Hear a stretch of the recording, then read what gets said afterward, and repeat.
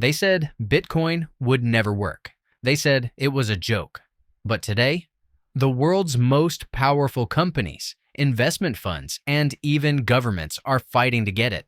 And here's the part that sounds crazy. If history and the math are right, the hardest part of Bitcoin's journey is already over. The next chapter? It could take us to $1 million per coin, faster than almost anyone expects. When people imagine Bitcoin hitting $1 million, they think it's an impossible dream, a fantasy reserved for crypto fanatics or doomsday theorists. But what if I told you that going from zero to $100,000 was the most difficult journey in its entire history? And the road from here to $1 million could actually be easier? Not easy in the sense of no volatility. Bitcoin's path will always have steep drops, scary headlines, and wild corrections, but easy in the sense that the forces pushing it higher are now bigger, stronger, and more relentless than ever before. To understand why, we have to go back, way back. October 31st, 2008. While the world was still reeling from the global financial crisis, a mysterious figure using the name Satoshi Nakamoto published a white paper, Bitcoin, a peer-to-peer electronic cash system. It wasn't just an idea for a digital currency. It was a declaration of war against the traditional monetary system, a system controlled by governments and central banks where new money could be created at will and the value of your savings could be quietly eroded without your consent. A few months later, on January 3rd, 2009, the first Bitcoin block, the Genesis block, was mined. And inside that block was a hidden message. It read, "Chancellor on brink of second bailout for banks." It was a headline from that day's The Times newspaper in the UK. It was also a statement, a reminder of exactly what Bitcoin was created to fight, the endless cycle of money printing, bailouts, and inflation. Back then, Bitcoin wasn't traded on any exchange. It had no price. It was just a small experiment shared among a handful of cryptography enthusiasts, the cypherpunks, who mined it on their personal computers, not for profit, but to participate in what they saw as a revolutionary technology. And for years, every cent of value Bitcoin gained was a battle. It had no legitimacy, no infrastructure, and no mainstream awareness. The idea of it replacing or even competing with national currencies sounded like science fiction. For more than a year after Bitcoin's creation, it was worth absolutely nothing. You couldn't buy it. You couldn't sell it. There was no market price to check. If you mined Bitcoin back then, it wasn't for profit. It was to be part of a strange, idealistic experiment that only a few hundred people in the world even understood. The mining rigs were just regular home computers, humming away in bedrooms and basements, running software that most of your friends would have called pointless. It wasn't traded on Wall Street. It wasn't listed on CNBC tickers. It lived only in obscure internet forums, the kind of places where usernames mattered more than real names, and debates about the future of money felt like science fiction. But then came the first spark of real-world value, May 22, 2010. A Florida programmer named Laszlo Henyech posted on a Bitcoin forum with a simple offer. "I'll pay 10,000 Bitcoin for 2 large pizzas." Someone took him up on it. Laszlo sent the coins. The pizzas arrived. That single moment, which we now call Bitcoin Pizza Day, was the first recorded exchange of Bitcoin for a physical good. At today's prices, those 2 pizzas would be worth billions of dollars. Back then, they were just dinner. But more importantly, they proved one thing. Bitcoin could leave the digital bubble and buy something in the real world. From there, a tiny market began to form. In July 2010, Bitcoin appeared on early online exchanges, priced at around $0.06. Trading volumes were laughably small, sometimes just a few $100s a day. The price jumped to 7 cents, then slipped back. But by February 2011, something incredible happened. Bitcoin reached parity with the US dollar. 1 BTC equaled 1 USD. For the small group of believers who had been mining and holding for years, this was validation. For everyone else, it was a curiosity at best, and a joke at worst. What no one realized yet was that Bitcoin was about to face its first big tests. Tests that would decide whether it was just an internet fad or the beginning of something unstoppable. By late 2013, Bitcoin had done the unthinkable. It had climbed from being worth a few cents to over $1,000 per coin. The media was fascinated. Headlines screamed about digital gold. Early adopters were called geniuses, and people who had laughed at Bitcoin suddenly wanted in. But in the shadows, a disaster was brewing. At the time, a Japanese-based exchange called Mount Gox was the beating heart of the Bitcoin world. It handled around 70% of all Bitcoin transactions worldwide. If you were buying or selling Bitcoin, chances were it went through Mt. Gox. And then it happened. Hackers breached the exchange. Hundreds of thousands of coins vanished.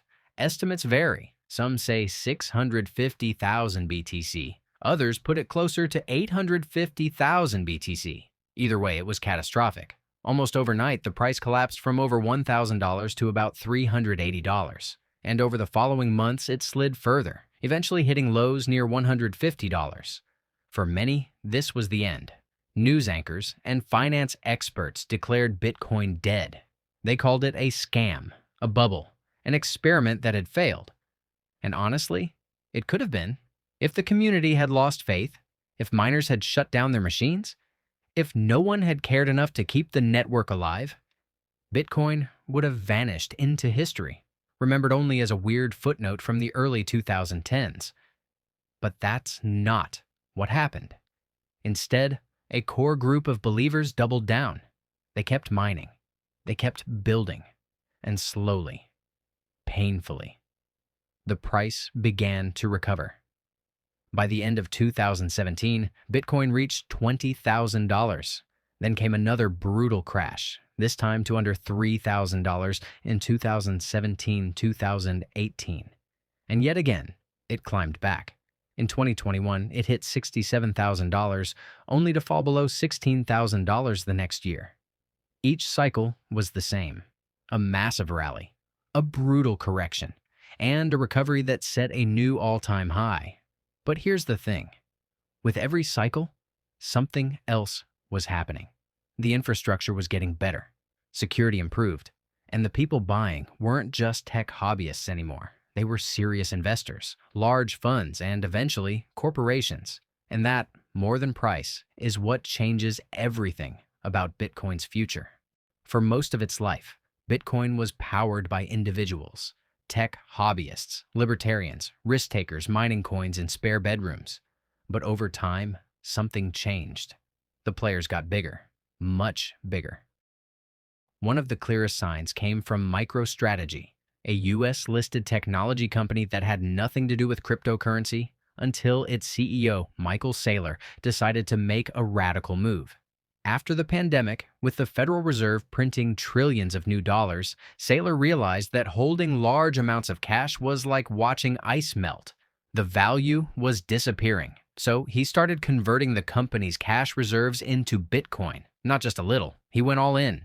MicroStrategy began buying aggressively, even borrowing money and issuing shares to buy more. Today, it holds over 600,000 BTC, nearly 3% of the total supply that will ever exist. Some called it reckless. Others called it visionary. But here's what matters. It wasn't just MicroStrategy.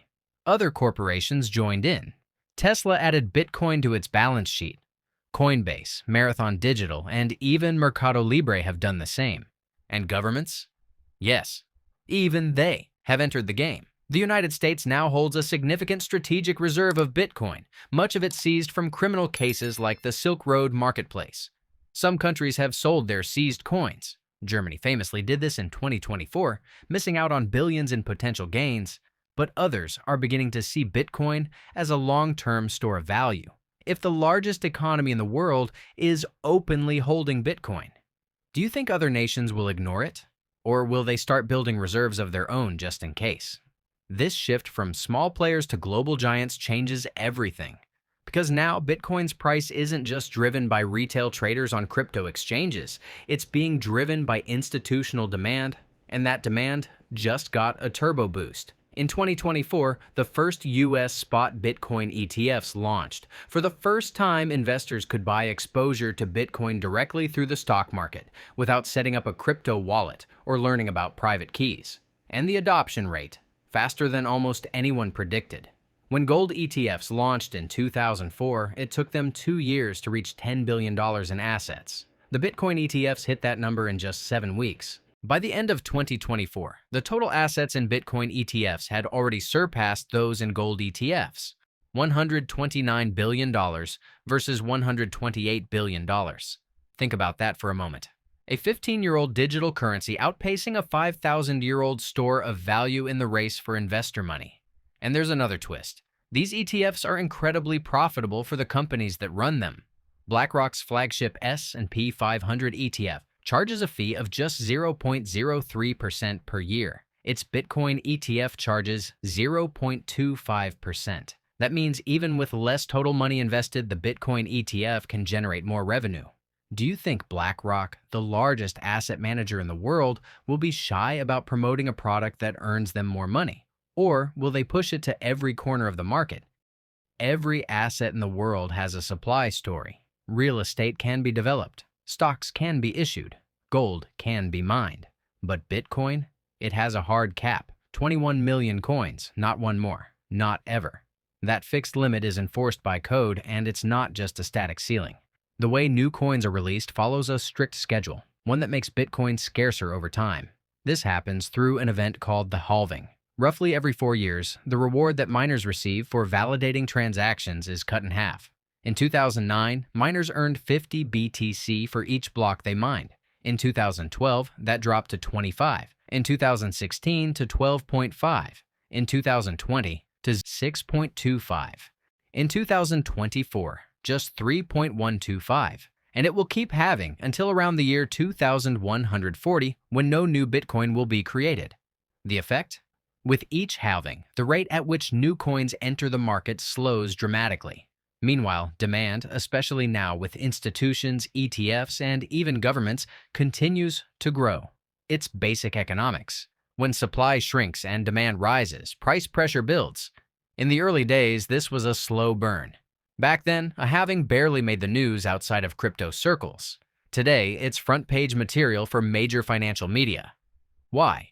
Because each halving now happens against a backdrop of massive global demand. Think about it. When the reward dropped from 6.25 Bitcoin to 3.125 Bitcoin per block, the daily supply of new coins instantly fell from about 900 to 450. That's 450 fewer coins available every single day. At current prices, that's tens of millions of dollars in new daily supply. Gone. So who gets the remaining coins? The same institutions, funds, and high net worth investors we talked about in Part 4, the ones who can buy entire days of supply without blinking. And here's where it gets even more intense. Even without halvings, a huge portion of Bitcoin's supply is already locked away. Some is held by long-term believers who never sell. Some is lost forever in forgotten wallets. And some, like the US government's seized coins, sits in cold storage for years at a time. That means the true available supply is far smaller than 21 million. Estimates put it closer to 14 or 15 million coins in circulation today, and shrinking. Pair that with a tidal wave of institutional buying power, and you begin to see why $1 million per Bitcoin isn't just clickbait, it's math. Bitcoin's price history isn't a straight line. It's a heartbeat. Sharp surges upward, followed by gut-wrenching drops. Then, recovery. Then a new high. These cycles aren't random. They've been closely tied to the halving schedule for more than a decade. Here's how it plays out. The halving cuts new supply in half. Supply shock meets steady or growing demand. Price begins to rise, slowly at first. Momentum attracts more buyers, media attention, and eventually FOMO, fear of missing out. Price accelerates into a parabolic climb. Speculation overheats. A sharp correction wipes out the weakest hands. Price stabilizes far above the previous cycle's low.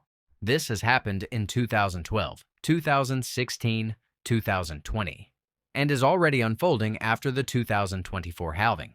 But here's the important part. Each cycle builds on a higher base. In 2013, the top was around $1,000. In 2017, it was $20,000. In 2021, $67,000. Even the crashes aren't really back to zero. They're simply retracements to levels that would have been unimaginable a few years before. Why does this matter for $1 million? Because the scale of each cycle is getting bigger. When you start from a higher base, each percentage gain translates to much larger dollar moves. And now, with institutional money in the mix, the upward phases can be sharper, and the floors can be higher. Yes, there will still be corrections. The journey from $100,000 to $1 million won't be smooth. There will be moments when headlines scream that Bitcoin is dead. Again. But if the pattern holds, each recovery will set a new record. And here's the hidden advantage of these corrections. They shake out short-term speculators, leaving coins in the hands of long-term holders, the people and institutions who aren't selling anytime soon. This makes the supply even tighter when the next wave of demand hits. In other words, the very volatility people fear might be the fuel that drives Bitcoin higher. From the outside, $1 million per Bitcoin sounds outrageous. From the inside, when you look at the math, history, and market dynamics, it starts to look almost inevitable. The hardest climb was the first one. Going from $0 to $100,000 meant surviving 15 years of skepticism, technical challenges, exchange hacks, government hostility, and gut-wrenching crashes. It meant building the entire infrastructure from scratch: wallets, exchanges, custody solutions, legal frameworks. That work is done. Today, Bitcoin is no longer an untested experiment. It's a globally traded asset with regulated ETFs, audited custody services, and adoption by some of the largest financial institutions in the world. And here's the kicker. The very forces that once mocked Bitcoin are now helping it grow. Central banks continue to print money at record pace. Debt levels in major economies are exploding. Inflation, even when officially under control, quietly erodes purchasing power year after year. In that environment, the appeal of an asset with fixed supply isn't just a niche idea. It's common sense. This is why corporations like MicroStrategy, funds like BlackRock, and even governments are holding Bitcoin. They're not betting on a tech fad. They're hedging against the fragility of the system they operate in. If that sounds dramatic, remember, gold became a global store of value for exactly the same reason. And unlike gold, Bitcoin can be moved anywhere in the world in minutes, stored securely without physical risk, and divided into tiny fractions for everyday transactions. Now, add the numbers. If global demand pushes Bitcoin's total market value to around $20 trillion, less than the current market cap of gold, the price per coin would be roughly $1 million. That's without assuming any extreme scenarios, just a level of adoption gold already enjoys. And with the combination of shrinking new supply, halvings, massive institutional inflows, ETFs, and growing government interest, that $20 trillion market cap doesn't sound far-fetched. Could it happen in under 10 years? Yes. The past cycles suggest it could happen even faster if momentum aligns with a major global economic shift, the kind we've seen more than once in just the last 2 decades. The truth is, the more unstable the old system becomes, the more attractive Bitcoin looks. And the more attractive Bitcoin looks, the faster it climbs. The journey to 1,000,001 won't be a straight shot. There will be brutal corrections, moments when fear takes over, moments when even seasoned investors will question everything. But if history has taught us anything about Bitcoin, it's this. Every crash has been temporary. Every recovery has reached new heights. The difference now is scale. What was once driven by a small online community is now fueled by the largest financial engines in the world. What was once dismissed as magic internet money is now being added to balance sheets, investment portfolios, and strategic reserves. The biggest challenge is no longer whether Bitcoin will survive. It's whether you'll still be watching from the sidelines when it thrives. Because if you zoom out, the story becomes clear. Bitcoin's first $100,000 was the uphill battle. The next $900,000 is gravity on your side. And one day, maybe sooner than you expect, you'll look at the price and realize the hard part was already behind you. From that moment on, the question won't be, will Bitcoin reach $1 million? It will be, what happens after it does? Every dollar you exchange for Bitcoin today is a worker that never sleeps, never takes a vacation, and never asks for a raise. It just works. Silently. Relentlessly. Building a future that's not limited by the decisions of central banks or the whims of politicians. If this video helped you see the bigger picture, hit like and subscribe for more stories that reveal how money really works and how to make it work for you. Tell us in the comments, do you think Bitcoin will hit $1 million in the next decade or sooner? And if you want to go deeper, don't stop here. Click on one of the videos on your screen right now. Each one will take you further into the strategies, history, and mindset shifts that can change the way you build wealth forever.